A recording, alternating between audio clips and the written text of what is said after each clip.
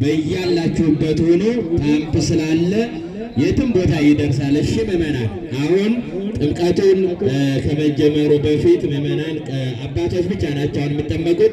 ፓምፕ ስላለ ፓምፑ ይከፈትና በፓምፑ ትጠመቃላችሁ።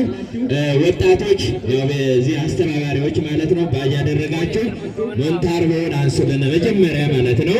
ጥምቀት ከመጀመሩ አባቶች ካህናት አንዴ ተረጋጉ። እሺ አባቶቻችን አንዴ ሊቃውንት አንዴ ታገሱ። ቆይ ሞንታርቦ እናስነሳ ንብረት ስለሆነ ማለት ነው። የቤተ ክርስቲያን ንብረት ነው። እንደገና ኤሌክትሪክ አለ። አባቶቻችን አንዴ ቆዩ። ሁላችሁም አንዴ ተረጋጉና በዚህ አካባቢ ያላችሁ አባቶችም አንዴ ቆዩን፣ ታገሱን።